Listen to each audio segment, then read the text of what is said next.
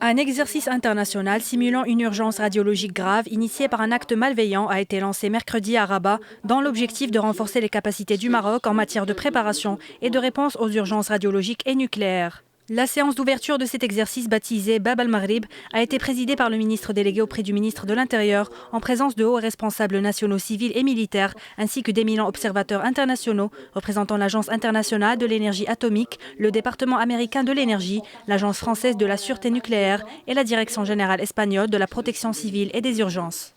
تم اختيار المغرب لاحتضان هذا التدريب واللي غادي يكون فيه Le Maroc a été choisi pour abriter cet exercice simulant une urgence radiologique grave visant 3 centres.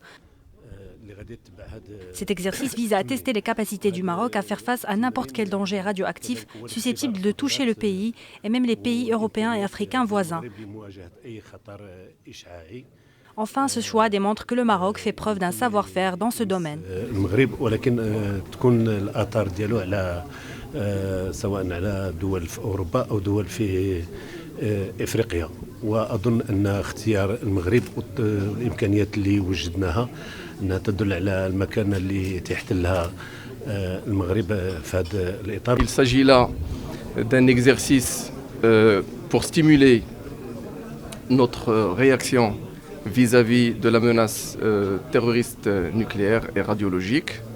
L'exercice vise à évaluer notamment la coordination nationale en matière de gestion de ce genre de menaces, mais également l'interaction avec l'organisation, avec l'Agence internationale de l'énergie atomique, mais aussi nous essayons de tester notre capacité de communication, que ce soit avec l'opinion publique nationale ou internationale. Je dois rappeler qu'il s'agit du premier exercice du genre organisé dans un pays arabe, africain ou asiatique, ce qui dénote de la confiance dont jouit notre pays en matière de lutte contre le terrorisme, mais également en termes de gestion de crise. Cet exercice, organisé les 20 et 21 novembre dans le cadre des exercices Convex 3 de l'Agence internationale de l'énergie atomique, sera le premier en son genre à double dimension sûreté et sécurité nucléaire, en simulant un acte criminel visant le port de Tangemed et la place Jam el-Fna à Marrakech et impliquant des matières radioactives et son impact sur l'être humain et des secteurs vitaux. Cet important exercice qui est le premier de son genre sur le plan arabe, et africain, et latino-américain et asiatique, et qui a une double dimension, sûreté et sécurité nucléaire. Donc il a 3 objectifs principaux. Premièrement, c'est tester bien sûr les capacités nationales et les capacités des États participants, parce qu'il s'agit de plus de 56 États participants, membres de l'Agence internationale de l'énergie nucléaire, et en même temps les capacités aussi des organisations internationales, telles que la FAO, l'Organisation maritime internationale et d'autres organisations internationales concernées par l'exercice. Le deuxième objectif, c'est le partage des bonnes pratiques, ce qu'on appelle les bonnes pratiques et les connaissances en matière de gestion de crise nucléaire et radiologique. Le troisième objectif, c'est la contribution, c'est démontrer la contribution substantielle du Maroc au renforcement du régime de la sécurité nucléaire et la sûreté nucléaire. Nous sommes particulièrement intéressés par l'exercice Convex qui se déroule ici au Maroc. D'abord parce que se préparer à gérer un accident à caractère nucléaire, radiologique, quelle qu'en soit la nature, que ce soit un accident ou un acte terroriste est extrêmement important. C'est extrêmement important de se préparer, de s'entraîner, parce qu'un tel accident a immanquablement des conséquences au niveau mondial.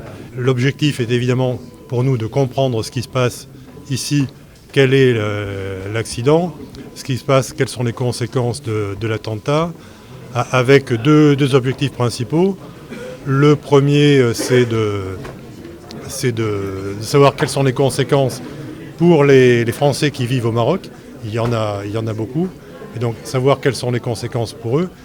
Et également aussi être capable d'apporter une assistance si le Maroc demande une assistance à la France, parce que nous avons un certain nombre de capacités qui peuvent aider les autorités marocaines.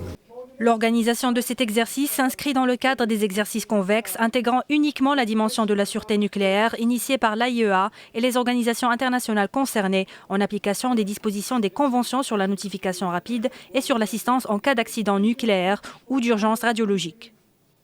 Cet exercice se tient également à l'approche de la tenue du 3e sommet sur la sécurité nucléaire, prévu à La Haye les 24 et 25 mars 2014.